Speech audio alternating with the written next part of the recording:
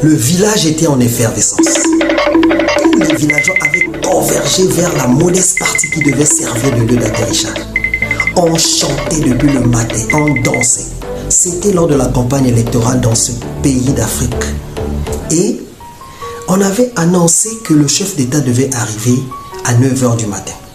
Ce chef d'État qui était réputé être très généreux était attendu avec ferveur. Puis vers 12 h, avec cette canicule, la plupart des villageois commencèrent à s'impatienter et à partir. Et quand arriva le crépuscule, presque tout le monde était parti. Les rares personnes qui étaient là entendirent finalement le bruit de l'hélicoptère arriver. Celui-ci descendit, s'excusa, on expliqua qu'il a retardé son voyage chaque fois parce qu'il y avait une grosse pluie dans la capitale. Et regardant les 4 veillards, il leur remit ce qu'il avait amené comme argent pour distribuer aux villageois. Ceux-ci partirent en ayant changé presque leur vie. Qu'avaient ces 4 veillards de plus que les autres? Une seule chose, la patience. Et ils venaient de changer leur vie. Nous vivons une époque où la rapidité est encensée. La rapidité est partout, est réclamée et mise sur tous les trônes de la vertu, surtout en termes de rendement. Qu'avons-nous à gagner à devenir patient? Une qualité qui rime presque avec lenteur. Avant de le découvrir, d'abord, générique. Pour savoir comment cultiver cette qualité qui est la patience, il nous faut d'abord savoir pourquoi il faut cultiver cette qualité. Qu'avons-nous à tirer comme bénéfice? Si nous le savons, nous aurons la volonté et la force de chercher à cultiver cette qualité. Sinon, si nous ne trouvons pas d'utilité à cultiver la patience, ce ne serait que peine perdue. Pour commencer, nous allons découvrir dans une histoire que la nature va nous enseigner en nous donnant une leçon. La nature est riche d'enseignements sur cette qualité qu'est la patience. Observons-la et tirons de leçons. Dans un petit village, les villageois voulurent planter 2 arbres. Un passiflore pour mettre de l'ombre et de l'autre côté un baobab pour mettre aussi de l'ombre et apporter les fruits. Les deux ayant les mêmes vertus presque. Et quelques jours plus tard, le passiflore apparut. Il commençait à croître déjà progressivement. On attendu le baobab, rien du tout. Entre 6 à 12 mois, le passiflore avait déjà étendu de son feuillage partout et il ne restait que les fruits. Pendant que le baobab avait à peine 20 cm à 50 cm. Et les villageois se dirent quelle était l'utilité de planter cet arbre qui était si long. Progressivement, le passiflore commença à donner ses fruits et l'ombrage. Il fut salué de tous et tout le monde se moquait du baobab qui traînait encore. Pendant que le baobab croissait, le passiflore finalement, après quelque temps, il finit par produire des fruits après 18 mois. Et qu'attendre encore d'un arbre sinon que de produire des fruits? Certains pensèrent même à couper le baobab, mais d'autres lui dirent non, laissez le baobab aussi croître. Jusqu'à ce que 20 ans plus tard, le baobab commença à donner ses premiers fruits. La durée de vie du passiflore était de 7 à 10 ans.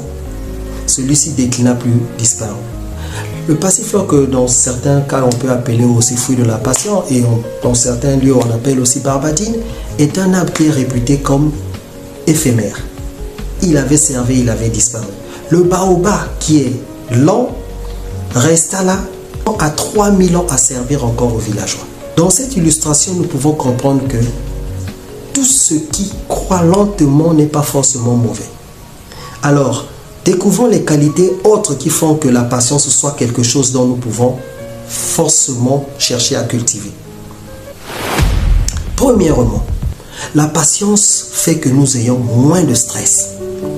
Cela aide à attendre et éviter des choix précipités. Celui qui est patient ne peut pas faire des choix précipités, que ce soit pour le choix d'une parcelle, d'un conjoint ou autre. La patience aide beaucoup pour ne pas aller dans des erreurs. Deuxièmement, il donne une meilleure prise de décision. Attendre nous fait gagner beaucoup. car nous évitons des choix précipités. Troisièmement, une relation harmonieuse. On évite les conflits quand on écoute les autres. Or, pour écouter les autres, il faut avoir la patience de les écouter d'abord. Quatrièmement, on atteint ses objectifs car les projets à long terme réussissent mieux avec la constance. Regardez les maisons qui ont été construites à la hâte. On voit parfois dans certains pays, on monte des édifices vite, mais qui finissent par s'écrouler aussi. Cinquièmement, c'est la santé physique. La santé physique fait que, nous avons moins d'anxiété quand nous sommes patients. Regardez ceux qui sont dans les embouteillages. Ils s'énervent comme s'ils pouvaient passer devant, mais ils ne pourront rien changer. Pendant que celui qui est patient est calme, a moins d'anxiété. La tension normale. Le sommeil est calme quand on est patient, car on sait que même si on peut s'énerver toute la nuit, rien ne changera. On dort tranquillement. La patience a encore autre chose comme vertu. Il nous donne le respect des autres et la confiance des autres. Les hommes apprécient les gens qui ne s'énervent pas facilement. Sixièmement, nous gagnons le respect des autres et la confiance quand nous sommes patients. Septièmement, enfin, la patience donne la créativité et aide à l'apprentissage. Celui qui est patient attend qu'il puisse trouver les meilleures solutions pour avancer. Maintenant que nous venons d'avoir les raisons qui peuvent nous pousser à cultiver la patience, nous allons justement chercher déjà à nous exercer. Vous aurez sûrement la patience d'attendre la prochaine vidéo et en vous exerçant à attendre, essayez de vous mettre déjà dans le contexte. Nous y mettrons des arguments, des astuces, des conseils efficaces pour que nous puissions cultiver la patience. Et je suis sûr que vous serez édifiés. Soyez patients, nous aurons la prochaine vidéo et ce sera du lourd. Partagez cette vidéo.